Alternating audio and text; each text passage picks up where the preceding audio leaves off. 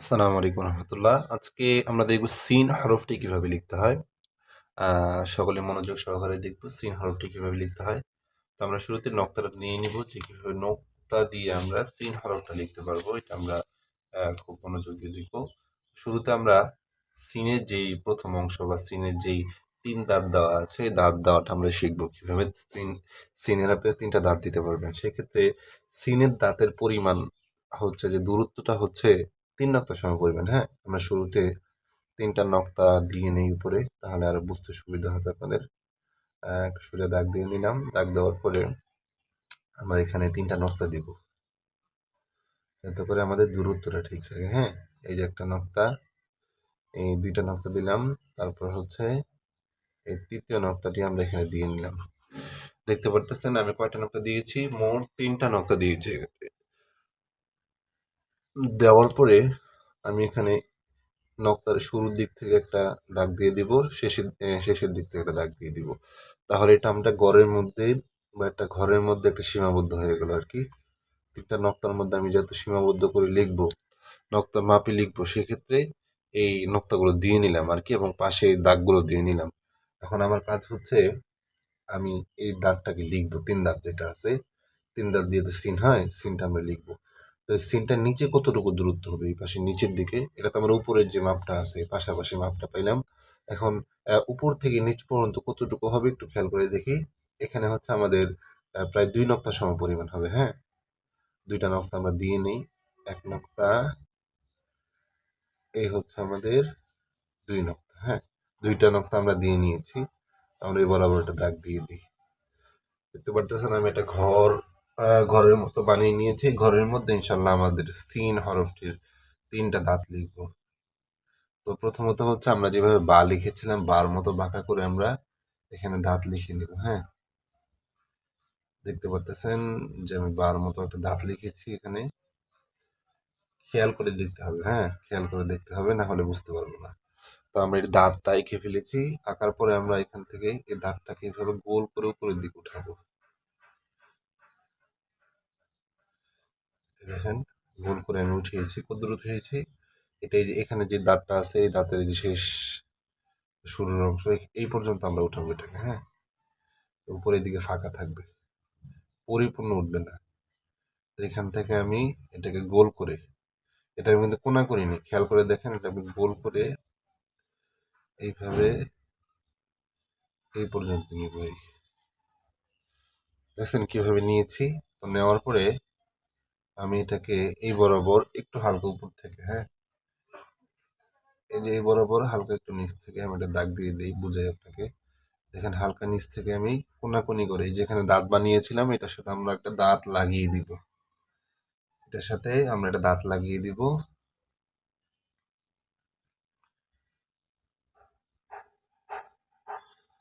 এটার সাথে মিলিয়ে একটা দাঁত লাগিয়ে দিলাম।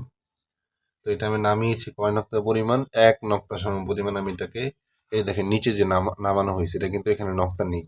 তুমি এটা সোজা দাগ দিয়ে এখানে একটা নক্তা দিয়ে দিই, তাহলে আপনার বুঝতে সুবিধা হবে। যে বুঝলেন আমি এটাকে কোনাকুনি ভাবে, দেখেন সোচালো ভাবে ১ নক্তা সম পরিমাণ নামিয়েছি একদম উপর থেকে। এটাকে বাঁকা করে ভাবে দিব। এই জায়গাটা একটু সকলেই প্র্যাকটিস করবেন, এবং প্র্যাকটিস করলে হবে কি যে আপনি যখন যুক্ত হরফটা লিখতে যাবেন তখন আপনার এই সিন লিখতে গিয়ে আর অসুবিধা হবে না। তো আমরা এটাকে কলম দিয়ে এঁকে দিই, তাহলে বুঝতে আরো সুবিধা হবে। আর সকলে যারা নতুন আছেন চ্যানেলের মধ্যে, তারা চ্যানেলটিকে সাবস্ক্রাইব করে দিবেন, এবং আপনাদের বন্ধু বান্ধব আছে অনেকেই হয়তো ক্যালিগ্রাফি শিখতে চায়, হয়তো সুযোগ হয় না, সময় হয় না, বা সামর্থ্য হয় না।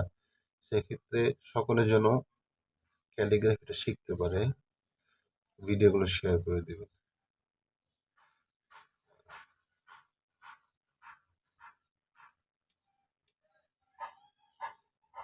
দেখুন আমি এঁকে নিয়েছি, আমার যে সিনের দাঁত আছে দাঁত সহকারে আমি এই অংশটা এঁকে নিয়েছি, হ্যাঁ?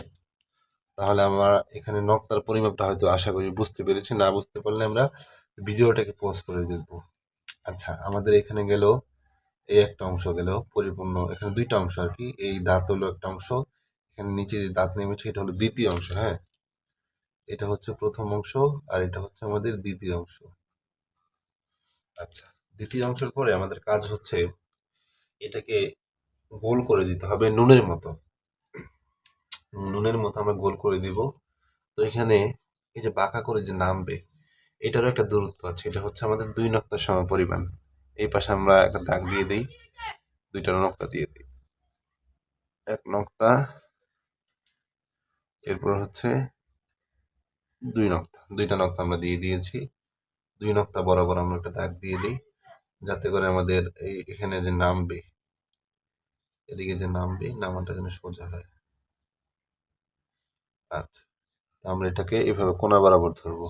প্রত্যেকটা হরফের ক্ষেত্রে সেম, যেমন দালের মধ্যে আমি বৃদ্ধাঙ্গুল বরাবর এই পেন্সিল যেটা সেটা ধরেছি, সেম সেম কাজ। হ্যাঁ, আমরা এভাবে ধরবো।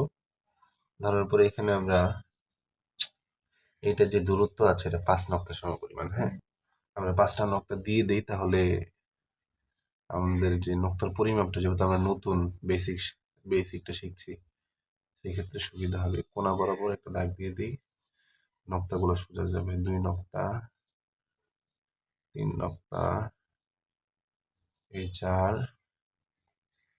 হলো ৫টা। তো ৫টা নক্তা আমি দিয়েছি। দেওয়ার পরে এখান থেকে আমি বাঁকা করে সুন্দর করে নামাবো। দেখতে পারতেছেন, বাঁকা করে নামিয়েছি। নামানোর পরে এখান থেকে আমি এটাকে এইভাবে উঠাবো।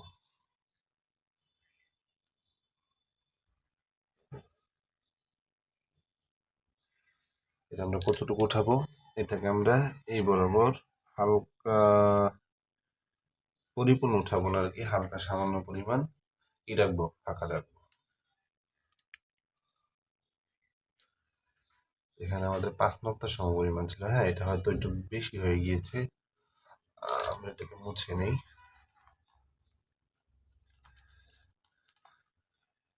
এখানে আমাদের ৫ নক্তা সমপরিমাণ ছিল। ৫ নক্তার হালকা আমরা আগে থেকে উঠাইতে পারবো। এটা আমরা ৫ নক্তা বরাবর একটা দাগ দিয়ে দিই, সোজা করে। এখান থেকে আমরা এটাকে, তাহলে এখান থেকে আমরা এটাকে এইভাবে উঠাই দিব। হ্যাঁ, এইভাবে বাঁকা করে আমরা এটাকে এই পর্যন্ত,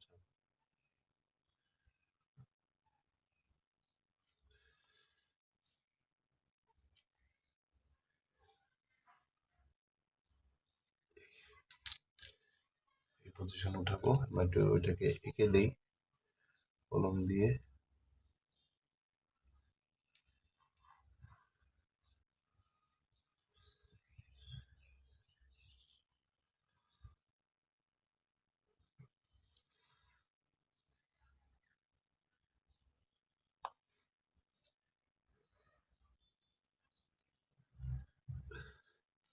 তো এখানে আমাদের হচ্ছে নক্তার পরিমাণ হচ্ছে ১ নক্তা, ২, ৩, ৪, ৫। হ্যাঁ, ৫টা নক্তার সমপরিমাণ আমাদের এই জায়গার দূরত্ব। তো আমরা এটা মনোযোগ দিয়ে প্র্যাকটিস করব। আর এখানে যে এই জায়গা থেকে শুরু করে, এই জায়গা থেকে শুরু করে এই পর্যন্ত, মানে সিনের যে শুরু হয়েছে এই অংশ পর্যন্ত হচ্ছে ৯ নক্তা সমপরিমাণ। এটা আমরা দিয়ে দেখে নিব যে আমাদের ৯ নক্তা সমপরিমাণ আছে কিনা।